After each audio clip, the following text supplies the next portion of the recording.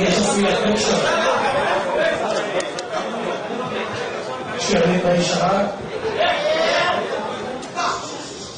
आणि आमचे मार्गदर्शक शिवसेना पक्षप्रमुख आदरणीय उद्धवजी ठाकरे, यशस्वी अध्यक्ष श्री अनिलभाई शहा आणि आमचे मार्गदर्शक शिवसेना पक्षप्रमुख आदरणीय उद्धवजी ठाकरे, या ठिकाणी उपस्थित असलेले सर्व ज्येष्ठ नेते मंडळी आणि उपस्थित पत्रकार बंधूंनो, आपल्या सर्वांनाच याची कल्पना आहे की शिवसेना आणि भारतीय जनता पार्टी हे दोन्ही पक्ष 25 वर्ष युतीमध्ये एकमेकांसोबत सातत्याने महाराष्ट्राच्या आणि देशाच्या राजकारणात वावरले आहेत.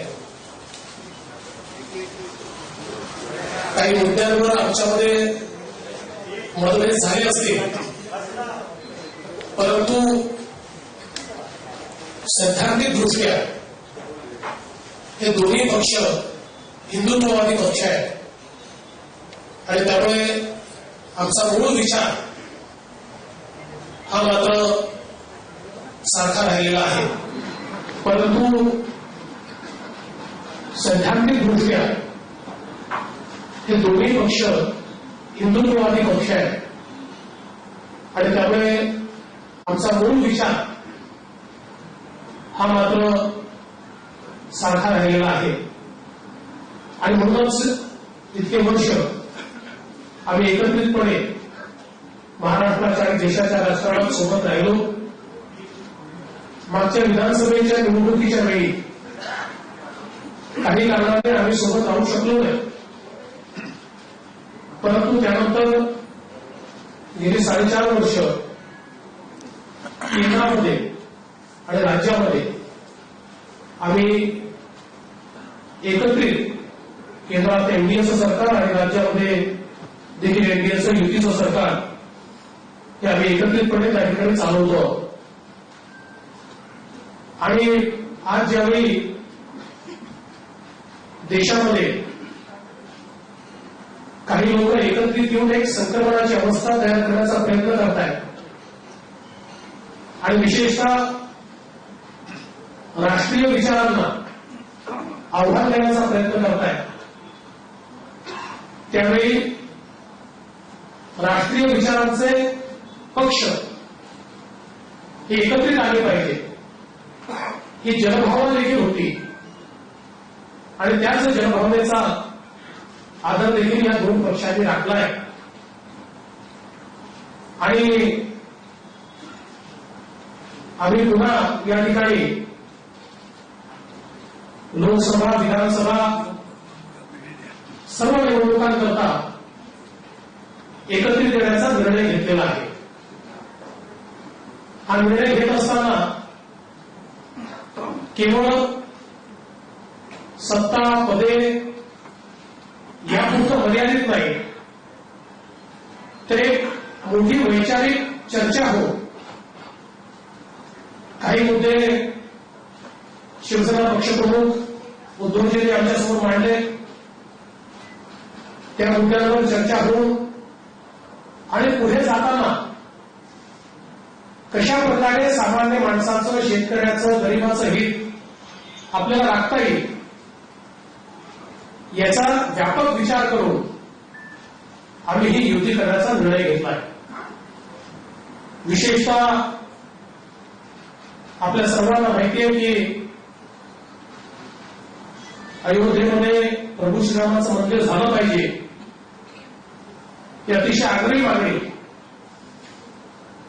माननीय उद्धवजींनी या ठिकाणी केलेली आहे आणि भारतीय जनता पक्षाचं त्याला पूर्ण समर्थन आहे. कारण त्या ठिकाणी राम मंदिर व्हावं आणि ते लवकरात लवकर व्हावं याबद्दल दोन्ही पक्ष हे पूर्णपणे आग्रही आहेत आणि नुकतंच केंद्र सरकारने देखील जवळजवळ 63 एकर जमीन जी त्या ठिकाणी अविवादित आहे ती न्यासाला देऊन मंदिर निर्माणाचा मार्ग एक प्रकारे सुकर करण्याचा प्रयत्न केलेला आहे. आणि त्यातनं हे जे प्रयत्न आहे ते दोन्ही पक्षांचे प्रभू श्रीरामाचं मंदिर हे त्या ठिकाणी लवकरात लवकर व्हावं या संदर्भातले निश्चितपणे आहेत. आणि आमच्यातला धागा देखील हा आहे. आणि म्हणून या सगळ्या व्यापक गोष्टींचा विचार करत असताना विशेषत्वाने महाराष्ट्रातले आमचे जे शेतकरी आहेत यांच्या हिताच्या संदर्भातले निर्णय हे झाले पाहिजेत. या संदर्भातला जो काही आग्रह माननीय उद्धवजींनी सातत्याने ठेवला आणि विशेषतः महाराष्ट्रामध्ये आपण छत्रपती शिवाजी महाराज शेतकरी सन्मान योजना या अंतर्गत कर्जमाफी महाराष्ट्राच्या शेतकऱ्यांना दिली. जवळजवळ 50 लाख शेतकऱ्यांना आपण ही कर्जमाफी दिली. तथापि काही शेतकरी हे तांत्रिक कारणामुळे किंवा विविध बाबींमुळे या योजनेपासून वंचित राहिले. काही ठिकाणी बँकांनी पाहिजे त्या प्रमाणात सहकार्य केलं नाही. अशा प्रकारच्या गोष्टी उद्योजकांनी त्या ठिकाणी लक्षात आणून दिल्या. आणि म्हणून आम्ही हा निर्णय केला आहे की जे लोक अशा प्रकारे तांत्रिक कारणामुळे सुटले असतील किंवा ज्या ठिकाणी बँकांनी सहकार्य केलं नसेल त्याचा त्वरित आढावा घेऊन त्या संदर्भातले निर्णय घ्यायचे आणि अशा सुटलेल्या सर्व लोकांना या कर्जमाफीचा उचित फायदा मिळाला पाहिजे. या संदर्भात जे काही आवश्यक निर्णय असतील ते निर्णय हे लवकरात लवकर आम्ही त्या ठिकाणी घेणार आहोत आणि तो फायदा देखील त्यांना मिळेल अशा प्रकारचा प्रयत्न या ठिकाणी होणार आहे. यासोबत केंद्र सरकारने अतिशय चांगली पीक विमा योजना तयार केली आणि या योजनेमध्ये महाराष्ट्रामध्ये साधारणपणे आतापर्यंत 12,000 कोटी रुपयाचं विमा हा शेतकऱ्यांना मिळाला. पण त्याचवेळी काही कंपन्यांनी ऑफिसेस जे डिसेंट्रलाइज पद्धतीने उघडायला पाहिजे होते ते उघडलेले नाहीत. आणि त्यामुळे शेतकऱ्यांनी नेमकं तक्रार कुठे करावी हा एक प्रश्न आहे. आणि म्हणून त्यातनं अनेक शेतकरी त्या संदर्भात अनभिज्ञ आहेत आणि ते तक्रार करतात. आणि म्हणून आम्ही असा देखील निर्णय घेतला की या संदर्भात कृषी विकास केंद्र किंवा अशा कुठल्या तरी सक्षम जागी प्रत्येक जिल्हा स्तरावर पीक विम्याच्या संदर्भात लोकांची शेतकऱ्यांची तक्रार नोंदवून घेणे आणि त्यासोबत ती तक्रार सोडवणे याकरता एक इफेक्टिव्ह मेकॅनिझम हे आम्ही त्या ठिकाणी तयार करणार आहोत. आणि त्या माध्यमातून शेतकऱ्यांचे जे प्रश्न आहेत हे प्रश्न सोडवण्याचा प्रयत्न आहे. यासोबत आम्ही हा देखील निर्णय घेतलाय की आता केंद्र सरकारने शेतकऱ्यांना थेट खात्यामध्ये 6,000 रुपये देण्याचा निर्णय घेतलाय. अशा प्रकारचे शेतकरी हिताचे जे निर्णय आहेत या निर्णयांना प्राधान्य द्यायचं हा या युतीच्या संदर्भात आमच्या बोलण्यामध्ये प्रामुख्याने विषय आला. आणि त्याच्यावर चर्चा करून तशा प्रकारच्या काही योजना या देखील भविष्यात आम्ही त्या ठिकाणी निश्चितपणे घेणार आहोत.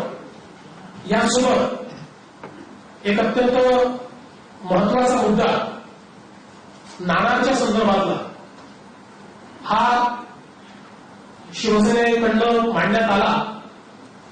आणि रिफायनरीला किंवा उद्योगाला विरोध नाही तर स्थानिकांचा त्या ठिकाणी जमीन देण्याला जो विरोध आहे त्या स्थानिकांच्या पाठीशी आम्ही उभे आहोत.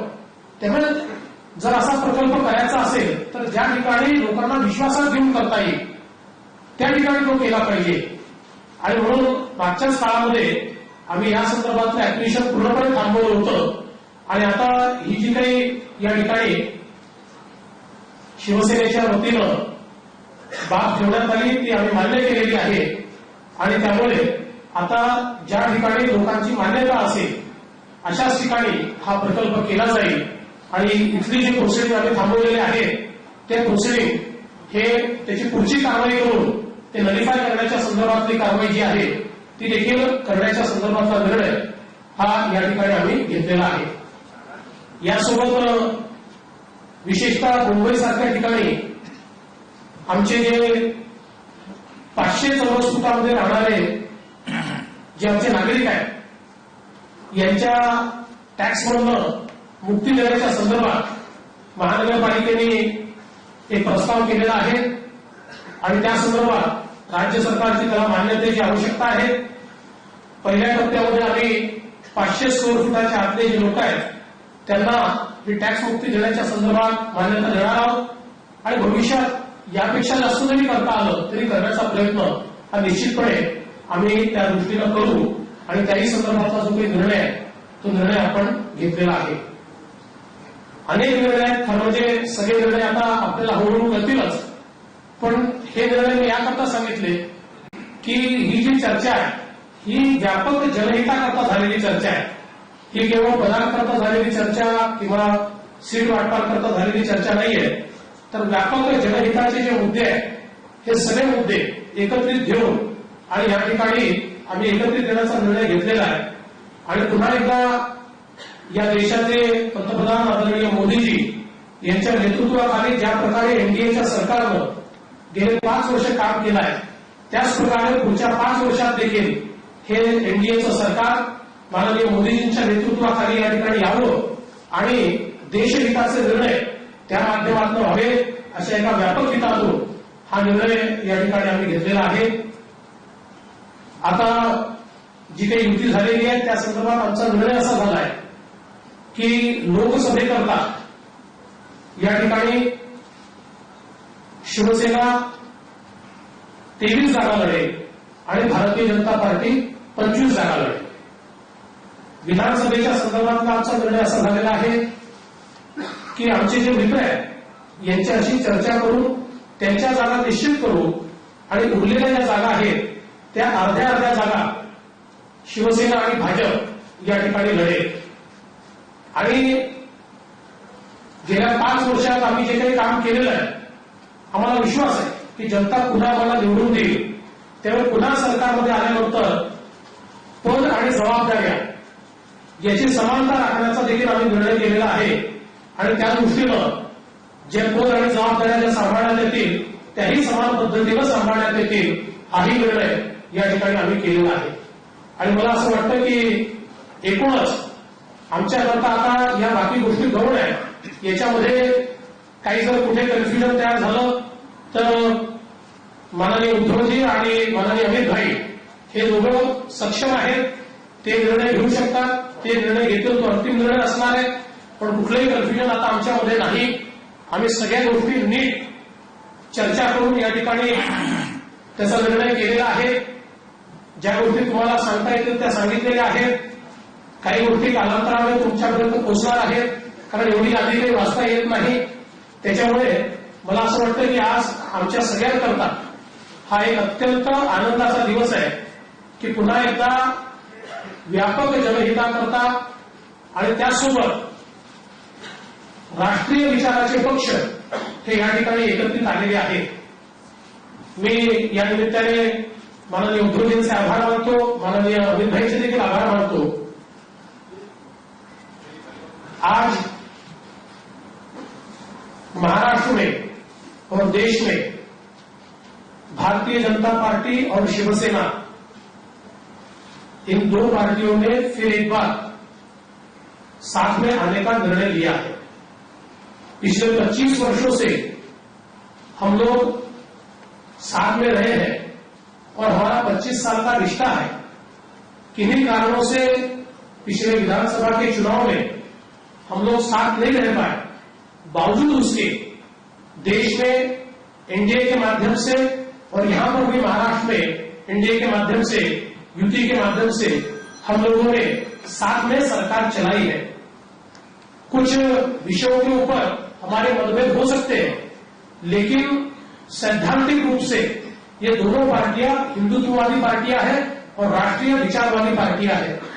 और आज जब देश में राष्ट्रीय विचारों को आह्वान देने का, चैलेंज देने का प्रयास हो रहा है, उस समय ये लाजमी है कि इस प्रकार की राष्ट्रीय विचारवादी पार्टियां साथ में आए और देश हित में और समाज हित में हम लोग फिर एक बार साथ में इन आह्वानों को और इन चैलेंजेस को स्वीकारें और उसका मुकाबला करें.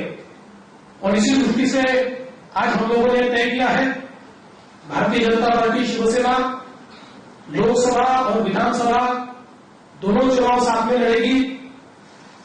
लोकसभा में भारतीय जनता पार्टी 25 सीटें लड़ेगी, शिवसेना 23 सीटें लड़ेगी।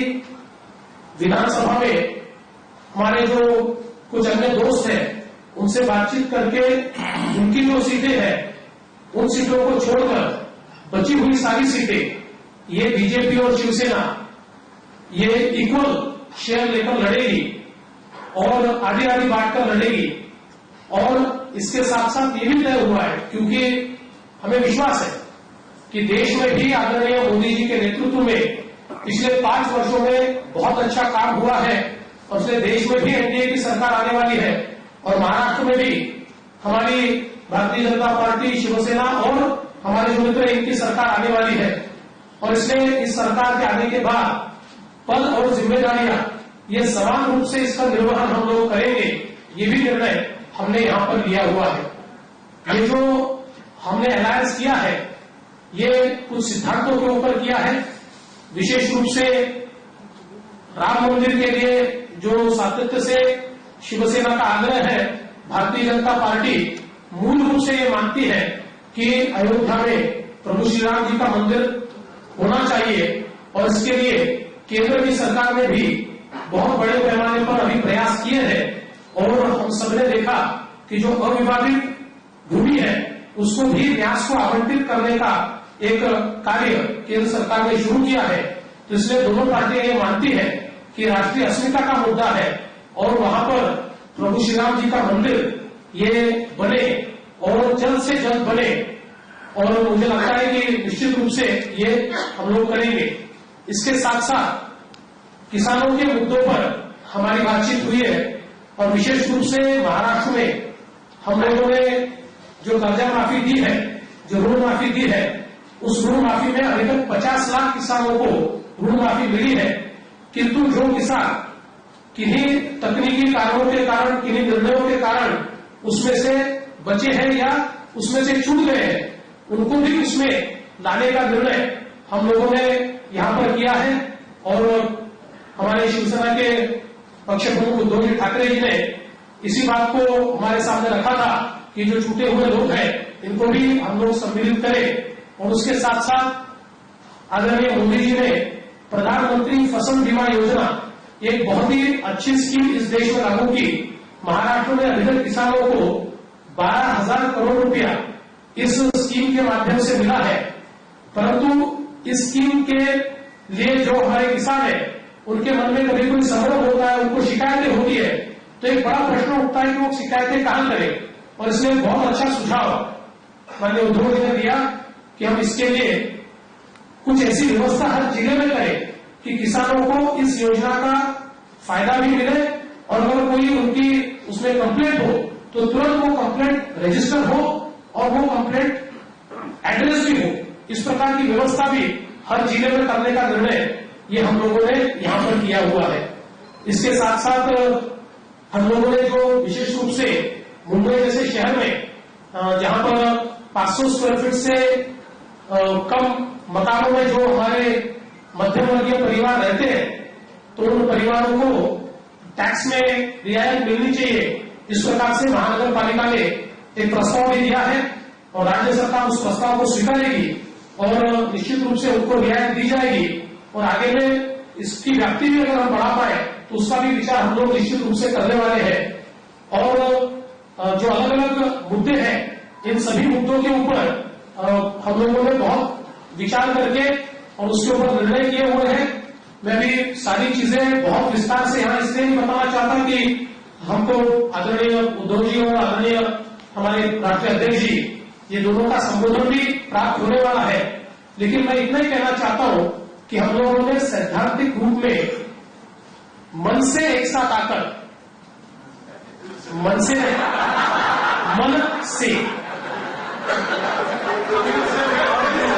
दिल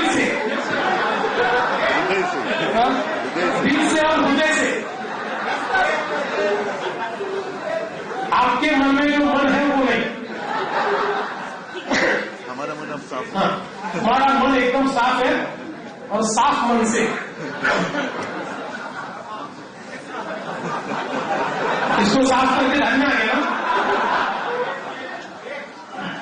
तो ये एक अच्छा फैसला देश के हित में किया है और मुझे पूरा विश्वास है फिर एक बार देश में आदरणीय मोदी जी के नेतृत्व में एनडीए की सरकार आएगी और देश हित में हम लोग काम करेंगे, ये मैं विश्वास व्यक्त करता हूं। और विशेष रूप से मैं दरखास्त करूंगा कि आदरणीय शिवसेना पक्ष प्रमुख उद्धवजी ठाकरे गेले 4-4.5 वर्ष आमच्या सरकारचे मार्गदर्शक म्हणून देखील त्यांनी काम केलं आहे आणि वेळोवेळी त्यांचा सल्ला देखील आम्ही निश्चितपणे घेतलेला आहे। आता तुम्हाला माहित नाही मी कधी सल्ला घेत होतो, त्यामुळे तुमच्या मनात कन्फ्युजन असेल, पण मी योग्य वेळी बरोबर सगळे सल्ले घेतलेले आहेत।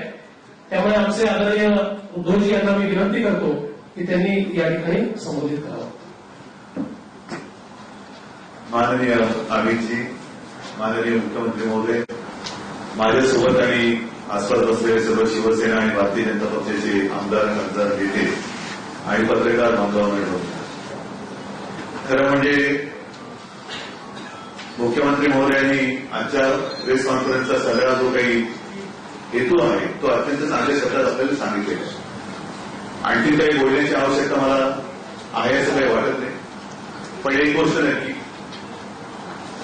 पुढे मी काही बोलण्याच्या आधी गेल्या आठवड्यामध्ये जो एक दहशतवादी हल्ला झाला पुलवामा, त्या माझ्या मातृभूमीच्या शहीद झालेल्या वीर पुत्रांना नम्रपणाने मी श्रद्धांजली वाहतो, अभिवादन करतो आणि त्यांचं बलिदान हे नक्कीच वाया जाणार नाही। संपूर्ण देश आज एकवटलेला आहे। देशामध्ये मागे बोललो होतो की उद्वेग आहे, आक्रोश आहे, राग आहे, संताप आहे आणि आपलं सरकार आणि हिंदुस्थान सरकार आणि आपला देश हा लेच्यापेक्षा नाही, हे पाकिस्तानला लवकरात लवकर आपण दाखवून देऊ, नव्हे त्यांनी जसं दाखवावं अशी माझी एक अपेक्षा आहे। त्याच सुमारास मी बोलताना हेही बोललो होतो की निवडणुका युती ठीक आहे, निवडणुका येतात, निवडणुका जातात। युतीच्या बाबतीत म्हणाल तर साधारणतः गेले 30 वर्ष शिवसेना आणि भारतीय जनता पक्ष यांचं नातं आपल्या सगळ्यांसमोर आहे, जनतेने आहे। 25 वर्ष आमची युती घट्ट होती, 5 वर्ष सगळ्यांना एक संभ्रम होता युती आहे की युती नाही। अर्थात देवेंद्रजी आपण जे सांगितलं की मी मार्गदर्शक म्हणून तुमच्याशी लढत होतो असं नाही, मार्गदर्शक म्हणून तुम्हाला मी काही गोष्टी सांगत होतो, आपणही माझे सल्ले घेत होतात, पण आता यासाठी सल्ले घ्यायला आपल्याला मुक्त वैधता करण्याची गरज नाहीये। आज जसं आपण उघड भेटलेलो आहोत, आता उघड भेटीत आणि उघड माथ्याने संपूर्ण राज्यात नाही तर देशामध्ये आपण फिरू।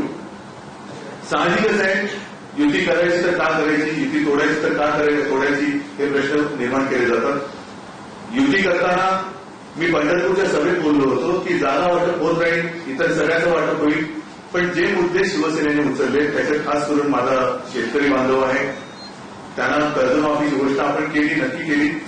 यंत्रणेमध्ये काही गोष्टी अडकतात आणि यंत्रणेचे बळी ठरतात। मी माझ्या बीडच्या त्या मेळाव्यामध्ये एक शेतकरी असं दाखवलं होता, पण त्याचं कर्ज 4-5 तासामध्ये माफ केलं गेलं, पण असे अनेक शेतकरी आजही आहेत की ज्यांना प्रमाणपत्र दिले गेले परंतु त्यांची प्रत्यक्षात माफी झालेली नाही, कर्जमुक्ती, मी कर्जमुक्ती म्हणतो पण कर्जमाफी झालेली नाही। पण सुदैव खास करून आपलं खाते अर्थमंत्री अर्थ पैसे द्यायला लागतील तुम्हाला, तर पण ते तिथपर्यंत पोहोचायला पाहिजे। त्याच्यानंतर दूसरा एक जो अभी जी ऐसे हुआ है कि प्रधानमंत्री फसल बीमा योजना तो बड़ी अच्छी है। गांव गांव में जो उनके एजेंट है उन्होंने पूरा हफ्ता, आपल्याकडे हप्त्याला फार महत्व आहे, हप्ता वसूल केला गेला, पण ज्या वेळेला नुकसान भरपाई देण्याची वेळ आली तेव्हा लक्षात आलं की त्या गावातच नाही ते जिल्ह्यामध्ये त्या कंपन्यांचे ऑफिसेस असतील। तर अशा काही गोष्टी ज्या आहेत त्या मला प्रदर्शनी जाणवल्या, खूप गोष्टी आहेत, सगळ्या गोष्टी काही आता बोलत बसत नाही, पण महत्वाचा मुद्दा जो एक आपल्या जवळचा आहे की ज्याच्यावरून आपली युती तेव्हा झाली होती की युती 25-30 वर्ष टिकली, तो म्हणजे राम मंदिर। आम्ही जे राम मंदिर का जो मुद्दा है वो तो हमने उस वक्त भी उठाया था, सेना भारतीय जनता पार्टी उस वक्त पहली बार इकट्ठा आई थी, तो हिंदुत्व का मुद्दा था, राम मंदिर का मुद्दा था। आता त्या मुद्द्यावरती सुद्धा देवेंद्रजींनी सांगितले की ती अविभाजित जागा त्या नॅसला दिली गेलेली आहे. मंदिर लवकरात लवकर झालंच पाहिजे, कारण की आपल्या देशाची एक ओळख आहे. देशात राज्य कसं चाललंय तर रामराज्यच आहे आपल्या देशात.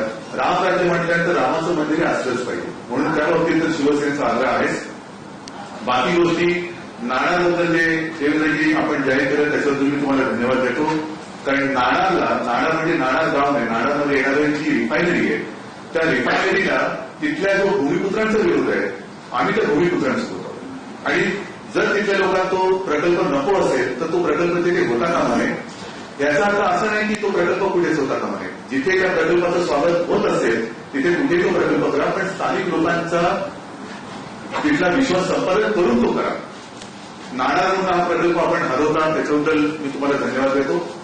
असे अनेक विषय आहेत ते जसं आपण सांगितलं की हळूहळू लोकांसमोर येतील.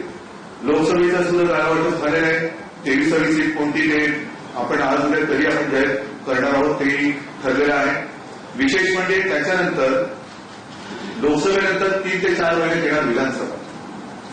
विधानसभेमध्ये सुद्धा आपण जे सांगितलं की ठीक आहे मित्रपक्ष आहेत सोबत, पण त्याच्यानंतरचा जो जागा वाटप आणि खास करून जबाबदारीचा वाटप हा समसमान असेल. आणि पूर्वी जो काही आपला एक फॉर्म्युला होता त्याच्यामुळे काय होतं ते आपल्याला माहिती आहे. पण आता दोन्ही पक्ष ताकदीने लढतील. ठीक आहे 25 वर्ष आम्ही सोबत होतो, 5 वर्ष जे काय होतं ते तुम्हाला मी सांगितलं. हे नातं सगळ्यांसमोर आहे. म्हणजे आम्हाला जवळीकीचाही अनुभव आहे आणि संघर्षाचा सुद्धा अनुभव आहे. आणि मग आता एक वळण असं आलेलं आहे की जर आपला विचार एक असेल, आपलं धोरण ध्येय उद्दिष्ट एक असेल, तर काही उगाचच गैरसमजावरती भांडत राहिलो तर 50 वर्षे ज्यांच्याबरोबर आपण लढत आलो त्यांच्या हातामध्ये पुन्हा देश आणि राज्य द्यायचं का, हा एक महत्वाचा प्रश्न आहे. पुन्हा ते 55 हे आपल्या देशाला आणि राज्याला भोगावायला लावायचे का. आणि अनेक ठिकाणी कदाचित उद्या माझी टीका होऊ दे की पुन्हा तुम्ही कशी काही युती केली, उत्तर माझ्याकडे आहे ते उत्तर मी देईन. पण शिवसेना आणि भारतीय जनता पक्षाला हरवण्याच्या उद्देशानेच समविचारी नाही, काही अविचारी लोक जर काही एकत्र येत असतील तर मी म्हणेन समविचारी लोक एकत्र आले तरी मला आवडतील. आणि म्हणून एक पुढचं पाऊल आम्ही टाकतो. झालं गेलं अगदी विचार नाही, पण मी म्हणेन ते लक्षात एवढ्यासाठी ठेवू की ते कटू अनुभव पुन्हा येतात आम्हाला. झाले असतील काही समज गैरसमजातून चुका किंवा काही जे झाले असतील त्याची उघड बसण्यासारखी काय आता परिस्थिती नाहीये, पण ते लक्षामध्ये येऊन ते पुन्हा आपल्याला अनुभव येऊ नये अशी नवीन सुरुवात करतो आहोत. आणि मला खात्री आहे शिवसेना आणि भारतीय जनता पक्ष एक दिलाने एकत्र आले तर हा देश आणि हे महाराष्ट्र राज्य हे एक मजबूत राज्य आणि मजबूत देश म्हणून केवळ आपल्या देशापुरतंच त्यांच्या जगामध्ये उदयाला येईल. आणि ती ताकद ज्या दोन्ही पक्षामध्ये नक्की आहे.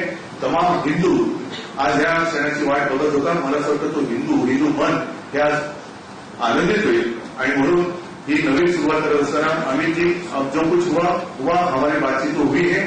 दोबारा ऐसा अनुभव हम एक दूसरे को नहीं आने देंगे और आगे बढ़ेंगे तो साथ में हाथ से बात नहीं, साथ मनाने और दिल से आगे बढ़े, दिल से आगे बढ़े.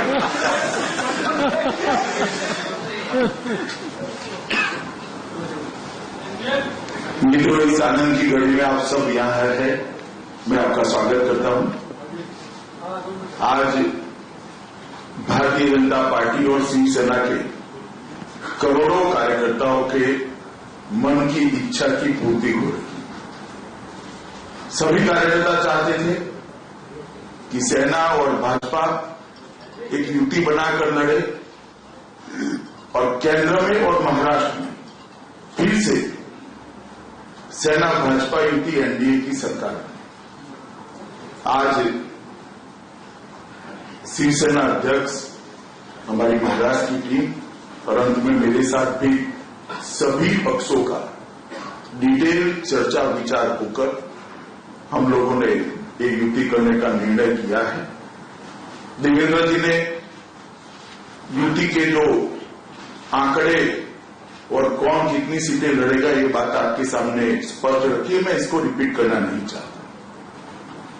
परंतु एक बात मैं फिर से देश भर के दोनों पक्षों के कार्यकर्ताओं को कहना चाहता हूं कि भारतीय जनता पार्टी का सबसे पुराना अगर कोई साथी है तो शिवसेना और अकाली दल ने भारतीय जनता पार्टी का हर समय पर, अच्छे बुरे हर समय पर साथ दिया है।